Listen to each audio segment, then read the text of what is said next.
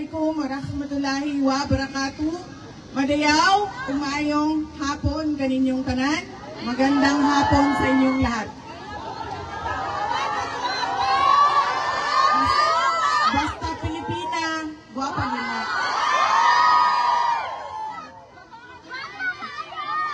Sabi ko, basta Pilipina, maganda talaga yan. Bakit? Nakailang Miss Universe tayo. Apat, diba? Ang dami nating Miss Universe na winners. Ibig sabihin, kilala tayo sa buong mundo bilang magaganda ang magaganda ang babae. Ang mga lalaki kaya?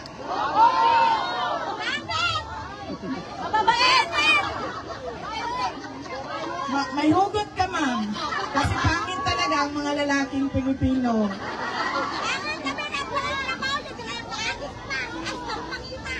Ano ang mga gwapo, ma'am? Kung hindi gwapo ang Pilipino, gwapo ang?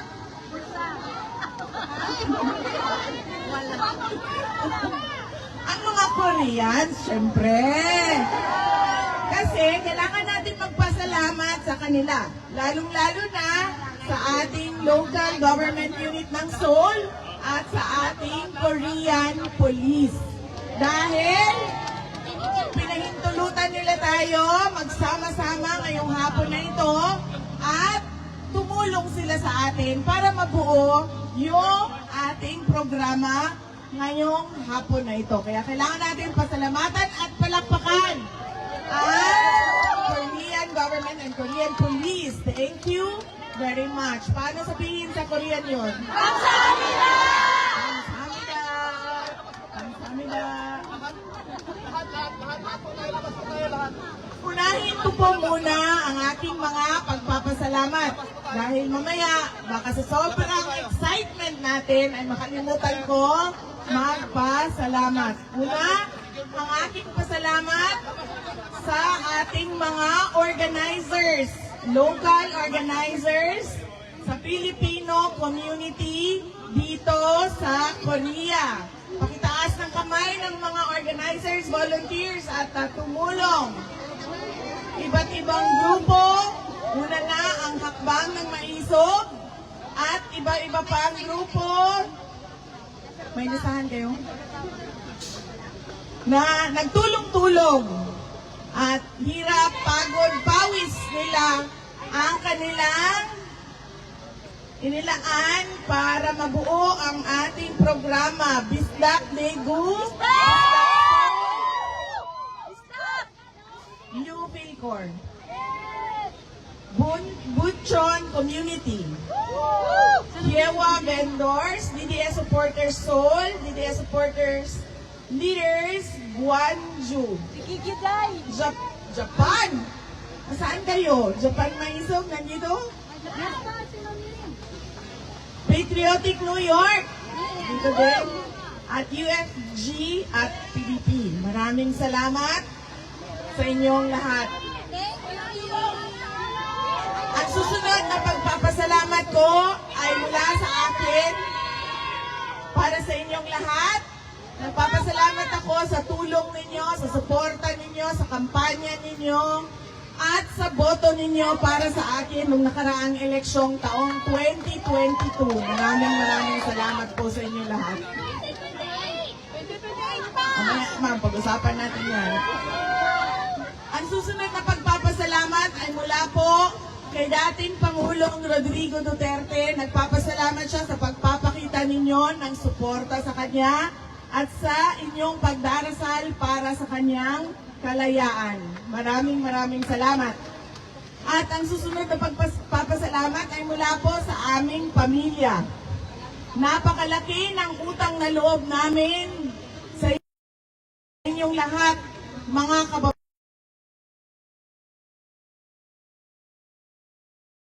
Salamat sa inyong lahat.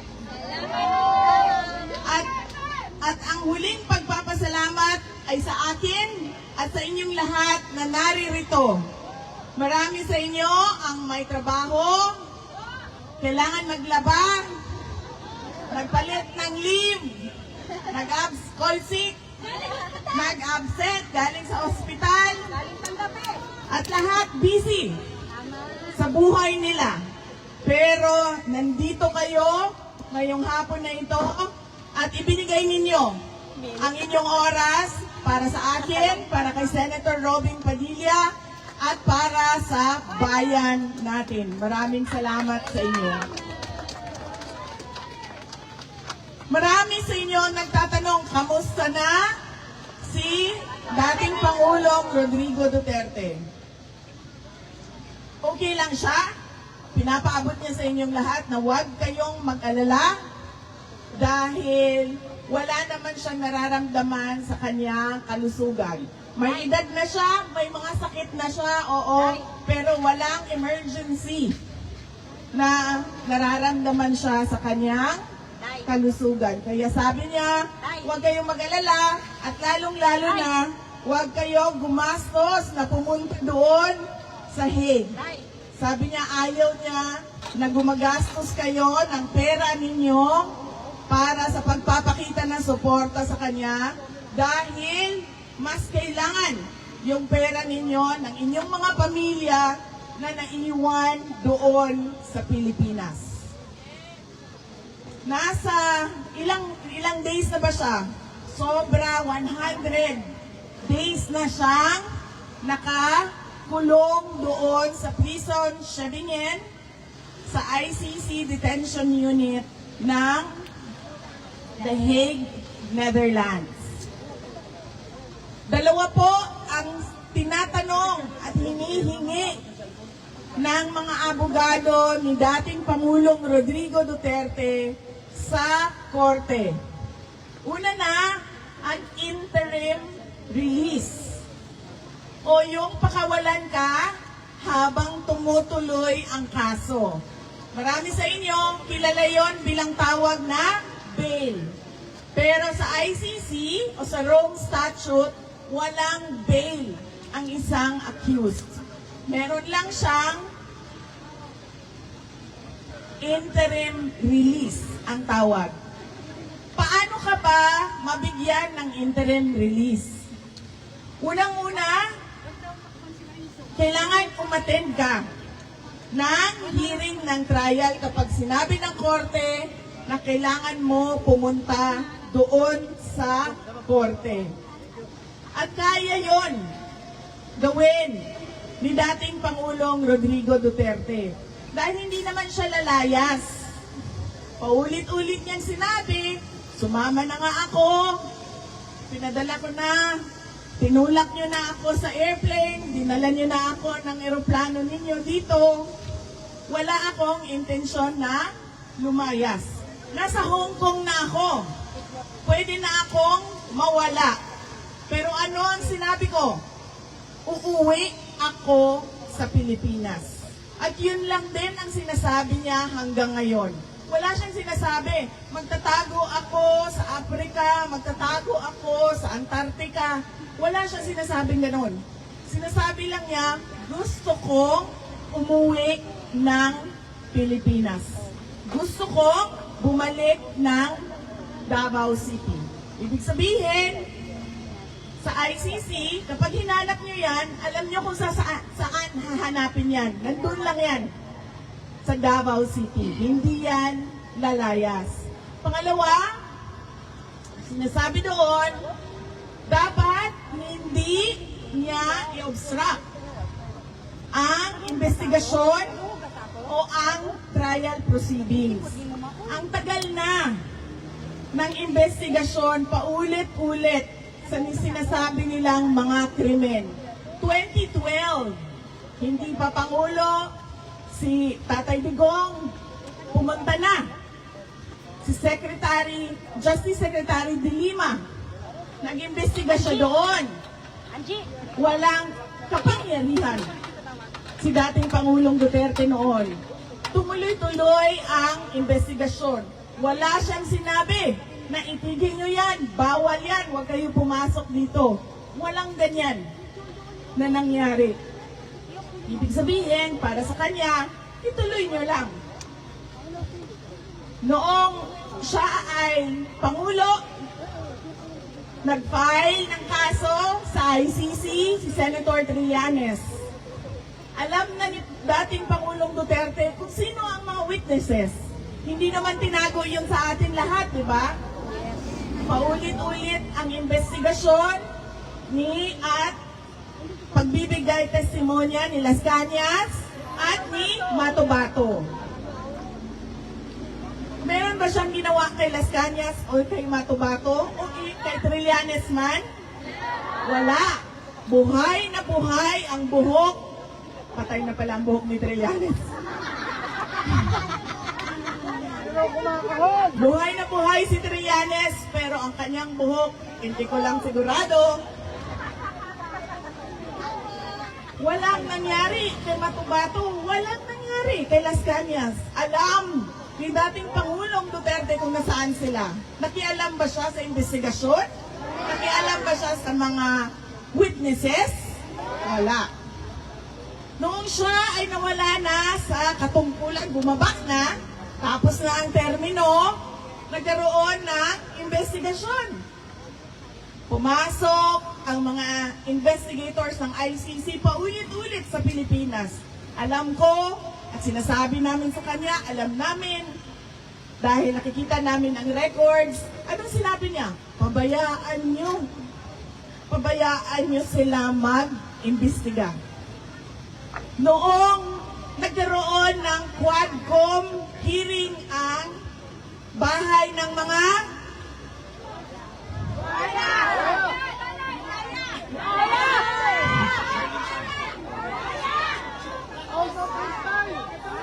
Uy, alam nyo, sandali lang ha. Mamaya na yung speech ko. So kahapon, meron dumaan ako sa department store. Kasi bumili kami ng pang-youth bag doon sa mga sinuportahan namin na basketball team ng mga bata.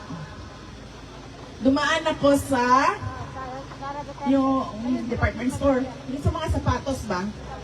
Sapatos section. Tapos paglingon ko, meron ako nakitang sapatos. Meron siyang may butoy-butoy ba? May butoy-butoy, siya. Maganda siya. Panlalaki siya, panlalaki. Pero mapapalingon ka kasi kakaiba siya eh. Meron siyang ganyan-ganyan. So tinanong ko yung sabi ko, is this crocodile? Sabi niya, no. Oo. Bird.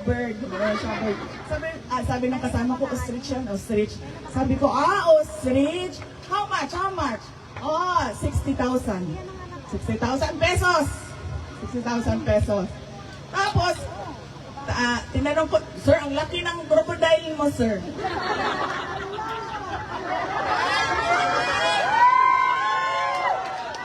Tapos, tinanong, meron pong representative ang House of Representatives dito. So, ipakita mo sa kanila ang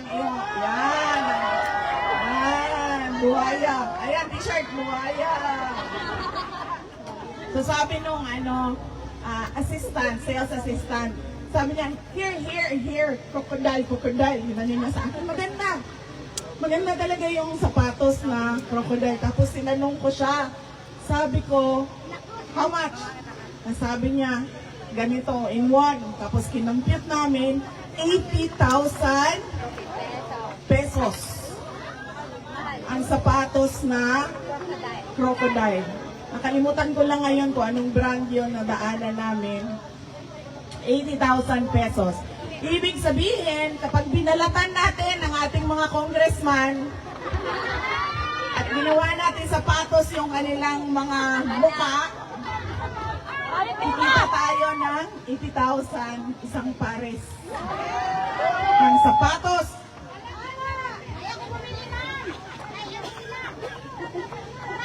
Balik ako sa Quadcom. Nag-imbestiga sila. Sinabi nila doon sa isang nakaupo na witness nila, si Rohina Garma. Sabi nila, Rohina, pinatay mo ang boss mo. Meron kang mga kasama, pinatay mo ang boss mo. Pero Rohina, hindi ka namin iimbestigahan sa pagpatay mo sa boss mo kung magsasabi ka laban kay dating Pangulong Rodrigo Duterte. Witness siya. Napanood natin lahat yon. Napanood yon ni dating Pangulong Duterte. Pero, may ginawa ba si dating Pangulong Duterte kay Rohina? May ginawa ba tayo kay Rohina maliban sa sinasabi natin online, sa social media natin? Wala. So, ibig sabihin, ibigay na nila yung interim release. Ang tagal na ng mga witnesses na nandyan. Walang nangyari sa kanila. Hindi pa siya Pangulo, naging Pangulo siya, hindi na siya naging Pangulo, nandyan pa rin yung witnesses na sinasabi nila. Ibig sabihin, hindi siya makikialam sa investigasyon o sa trial man. Ang susunod na pwedeng magpa-interim release o hindi pwedeng magpa-interim release kapag nagdududa ang korte na gagawa ka ng krimen. Wala ngang krimen eh. So ano pang mga susunod na krimen ang gagawin mo? Merong mga police operations kontra illegal na droga. Ulam na naman na yan, ha? Yung Tabaran! Ma'am! Naalala mo, sabi dito sa harap, kulamin na lang daw lahat yan. 15,000 na! 15,000 ulam! 2,000 won, kulang. 1,000 2,000 pesos! won. Libre na!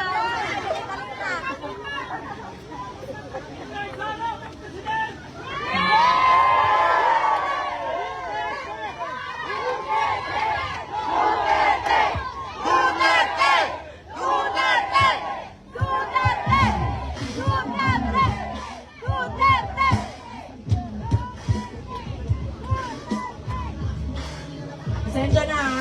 Sinisipon kasi ako na masakit yung lalamunan ko. Kasi kinain ko yung mga sasarap na ice cream ninyo dito sa Korea. Paggising ko, ang sakit na nung, meron na siyang parang bukol dito dalawa. At parang sinisipon na ako dahil sobrang init. Grabe, maninginit ninyo. Uy, Grabe ang init sa Korea! ano nang tanaa sa disyerto? Yes, ma'am! Normal ito? Yes, ma'am! Ito ang new normal nyo? Mag-adjust kayo! It's not new! Ganyan na talaga yan!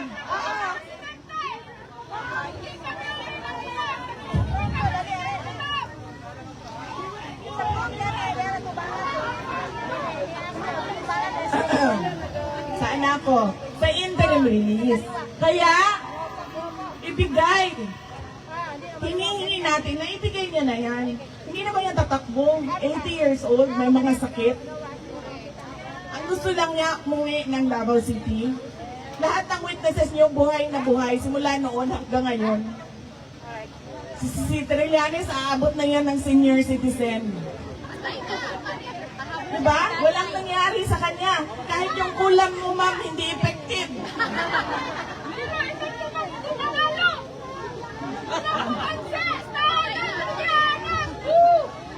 Diba? Meron pa ba siyang krimen na gagawin? Wala nga ang krimen eh. So ano pang mga susunod na krimen na gagawin? Diba? So, iyan ang pakiusap sa ICC. Ibigay na ang interim release. Ang susunod, yung jurisdiction na naririnig ninyo lagi. Nag-imbestiga sila 1 taon pagkatapos na, lumampas na ang 1 taon pagkatapos natin umalis sa ICC. Ibig sabihin, hindi ka na pwedeng mag-imbestiga. Kasi meron lang period na pwede ka mag-imbestiga. Labas nun, hindi na pwede. Kasi ang lalabas niyan, kung walang period, ay pwedeng buong buhay mo, 100 years na ang dumaan, ay mag-iimbestiga pa rin sila. Hindi pwede yun. Kaya ang hinihingi ng mga abogado, i-dismiss ang kaso kasi wala ngang jurisdiction. Yan ang dalawang bagay na hinihingi ni dating Pangulong Rodrigo Duterte sa ICC. At yan din ang rason kung bakit tayo nagsama-sama, nagpapakita ng suporta at sumisigaw na bring him home. Bring him home! Bring him home! Bring him home! Bring him home! Bring him home!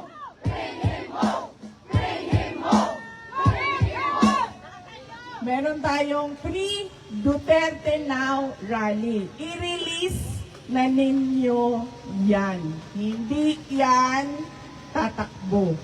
Ilang beses na siya nagsabi, a-attend siya ng trial kung sinasabing a-attend siya ng trial.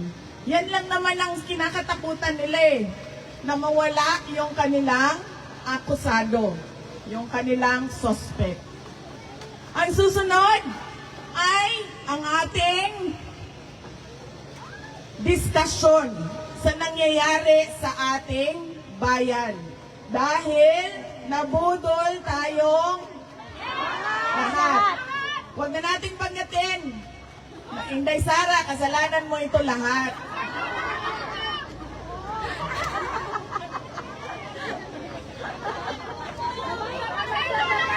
Kasi nga, sinasabi ko sa inyo, akala ko kasi, di ba kasi, nakita naman natin kung ano yung ama. Nakita natin yung martial law. Nakita natin kung anong klaseng korupsyon at ill-gotten wealth ang nilamas nila sa Pilipinas. Akala ko, nagkamali nga ako sa akala ko. Akala ko, ang gusto niya ay mas magandang Pilipinas kung ano yung nakikita at nararamdaman at tinitirhan natin ngayon. Kasi bakit ba? Kasi nandoon yung mga anak natin. Na sila din yung susunod na mga Pilipino na maninirahan sa ating bayan. Kaya gusto natin, iiwan natin ang maayos, maganda, maunlad, may disiplina, na mga mayaman, na mga Pilipino, at na bayan. Hindi ko maintindihan kung bakit hindi ganyan ang paningin niya sa kanyang kailangan gawin para sa bayan.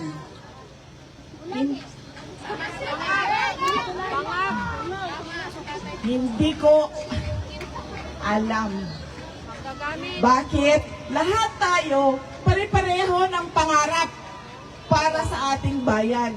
Pero merong iilan, ang malas pa natin, nakaupo sila lahat sa posisyon sa gobyerno, hindi pareho sa atin ang kanilang pangarap para sa bayan. Kaya, bukas ay State of the Nation Address.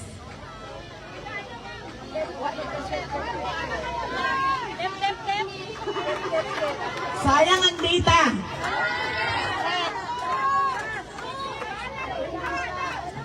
Kaya nga, mami, ako din ayaw ko na rin manood. Kasi alam nyo, sa totoo lang sa totoo lang talaga, natitrigger ako sa pag nakikinig ako sa kanya. Yung, naiirita ka ba? Minsan, minsan lampas irita na siya, minsan galit na siya.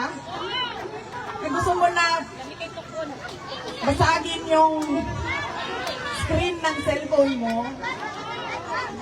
Kaya pareho tayo, mami. Hindi na ako manonood. Babasahin ko na lang. Huwag na rin magbasa. Kailangan natin magbasa. Kasi kailangan natin malaman kung ano na namang pambobola ang sinasabi sa taong bayan. Ano na namang pambubudol.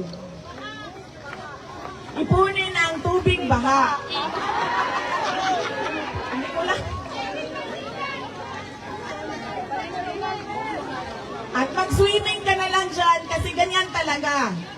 May bagyo, may baha. So bakit? Kung ganyan talaga, may bagyo, may baha, new normal na yan, at ganyan na talaga yan, bakit ang daming flood control projects? Bilyon-bilyon. Control nila yun. Nasa bulsa. Bakit? Hindi na. Yung sinasabi niya, at yung sinasabi niya sa susunod na araw, o sa susunod na linggo, magkaiba.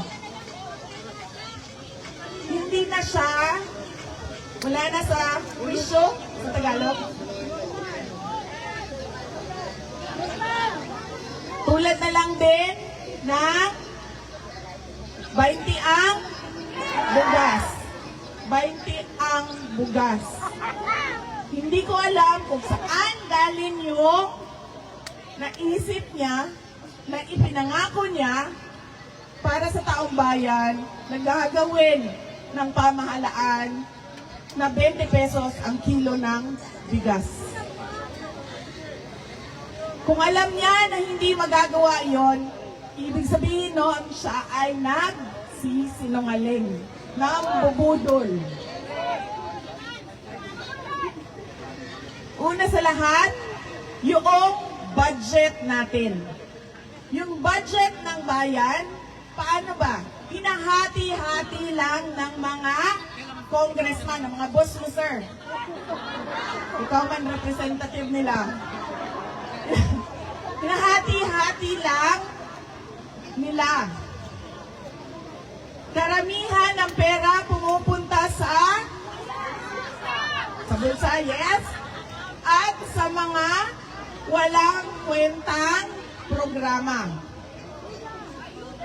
Kasi hindi siya nabibigay sa mga priority programs ng government. Paano ko nasabi yun? Galing ako ng Department of Education. Pinapirma nila ako ng budget kung saan buong budget ng school building program ay hinati-hati ng mga iilang congressman. At sinabi nila sa akin, ganyan talaga ang paggawa ng budget. Na napaisip ako. Napaisip talaga ako. Ako ba ang mali? O nakasanayan na lang nila na ganyan ang kalakaran?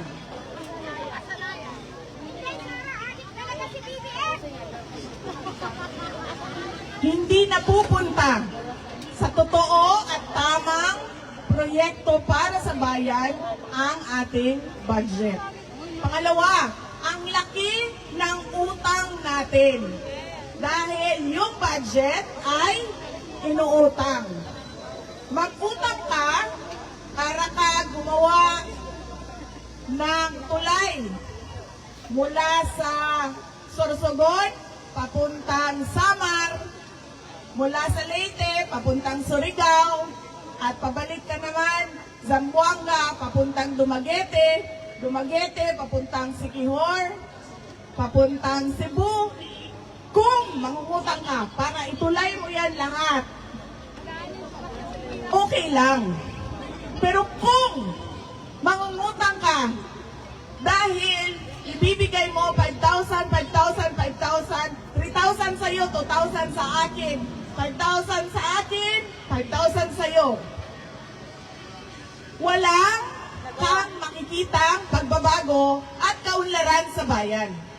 Dahil mali ang paggamit ng pera na inutang. At paano mo yon mababayaran? Doon sa mga bigay mo, bulsa mo, walang babalik na investment sa ekonomiya. Hindi tataas ang ekonomiya. Dahil pangit pa rin ang bayan. Bagsak pa rin ang iba't ibang lugar natin.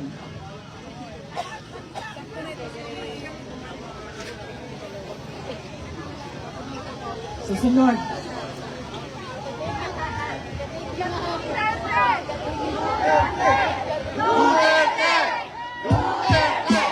Duterte! Duterte!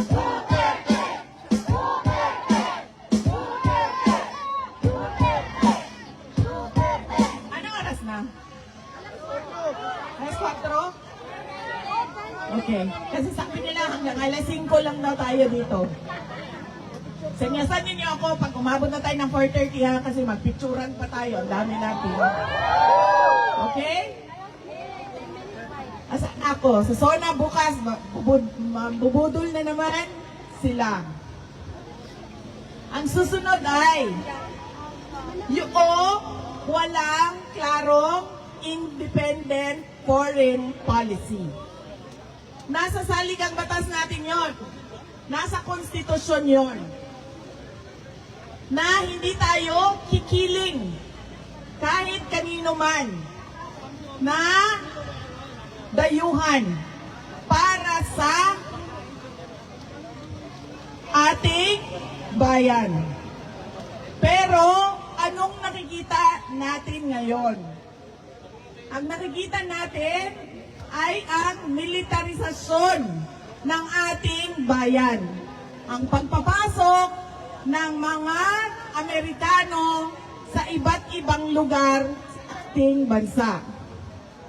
Ang paglalagay ng factory ng armas sa ating bansa. Anong sinabi ni President Trump noong meeting nila? Ang sabi ni President Trump, they tilted towards the China. And, anong sinabi niya? Naayos namin yon. And now, it is tilting towards the United States. Ano ibig sabihin ng tilt? Di ba sumasandal? Anong tilt sa Tagalog? Kuya. Kumikiling. Kumikiling na ang ating foreign policy papunta sa US. Hindi ko word yan. Hindi ko salita yan. Napanood natin yan na sinabi. Kumiling ang Pilipinas sa Amerika. Hindi tama yun. Kasi ang nakalagay sa ating konstitusyon ay independent foreign policy. Ibig sabihin, wala ka, hindi ka kikiling.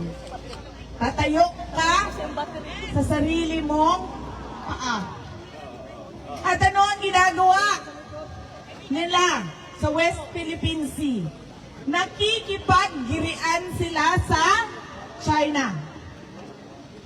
Meron tayong arbitral award. Sinasabi sa atin ang West Philippine Sea. Ang dapat natin gawin, dalhin yan doon sa Beijing. Pag-usapan natin ito. Amin ang West Philippine Sea. May arbitral award.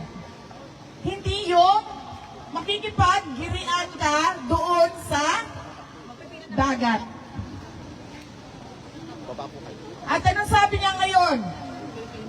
Sa girian ng teritoryo ng Cambodia at Thailand.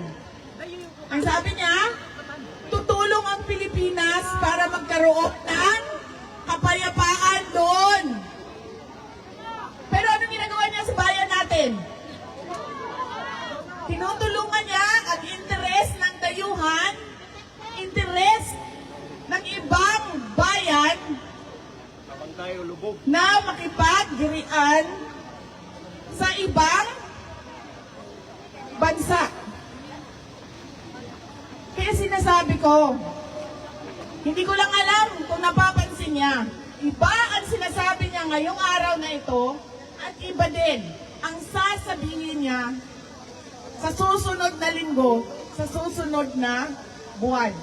Habang lumalala ang kalagayan ng ating bansa. Lagi akong tinatanong, ano bang magagawa natin, Inday Sara? Ang magagawa natin ay magkaisa tayo. Sabihin natin sa pamahalaan, maraming maling polisiya. Dapat ninyo itama. Unang-una na, hindi ninyo kami pwedeng sabihan na magtiis na lang kami. At new normal na yan. Hindi ninyo kami pwedeng sabihan na wala na tayong magagawa. Dahil, bakit? Ganito ang bansa ng Korea. Hindi perfect, pero madaming maayos. Marami pang ayuda. Bakit? Marami pang ayuda dito. Alam nyo, pumunta ako, diba? Nakisama ako sa Filipino community sa The Hague. Pumunta yung mga tiga-Europe. Pumunta kami sa Australia. Pumunta kami sa Qatar. Pumunta kami sa dito sa inyo, sa South Korea. Ang susunod namin ay sa Kuwait. Wala pang date. Hanggang ngayon. Wala Pamilya ko. sa kalingkingan ng lahat ng bansa na ito ang Pilipinas. Dahil walang nagmamalasakit na magsabi Sa Starbucks.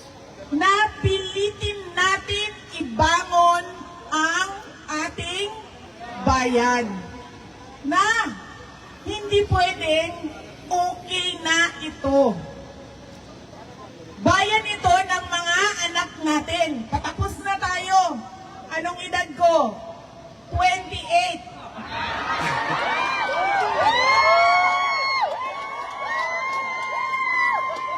Uy, sandali.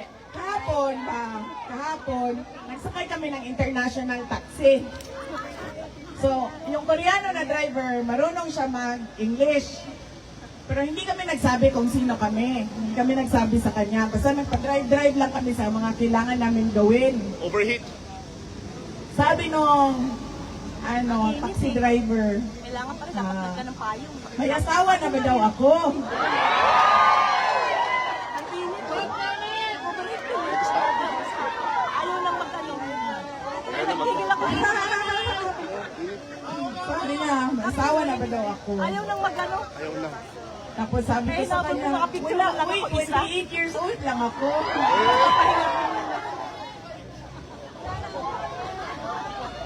Oh, 28 years old lang ako. Patapos na ako sa mundo na ito. Yung anak ko, 8 years old pa lang. Ayaw ko na iiwan yung bayan natin na magulo. Na ang mga bata hindi nakapagtapos ng pag-aaral. Na ang mga tao ay walang oportunidad sa trabaho. Gusto natin ang bayan na hindi tayo kailangan umalis dahil sa pangangailangan. Aalis lang tayo dahil kagustuhan nating umalis. Ayaw natin ng future na kailangan nating iwanan ang ating mga anak. Kasi dito sa bayan natin sa Pilipinas, walang trabaho, walang kita, walang oportunidad. Ayaw natin yun. Ayaw natin na mag-iwan ng lubog Picture na ako. sa utang at hindi maayos na Pilipinas sa ating mga anak. Yan yung kailangan natin ipaintindi sa mga tao na magsi-State of the Nation address. Yung mga kasamahan niya doon, magpapalakpakan sa lahat ng sinasabi niya na hindi naman natin nararamdaman doon sa ating mga barangay, doon sa ating mga tahanan. Kasi kahit ano ba man ang sabihin nila, yung mga picture nila, yung mga numbers nila, mga sulat nila, hindi natin nakikita sa ating mga komunidad. Kailangan natin ng mas maayos na pamamahala sa ating bayan. We deserve better. Hindi kami ang sasabihan, hindi tayo ang sasabihan na okay na yan. Ganyan talaga yan. Hindi pwedeng ganyan ang sagot ng gobyerno.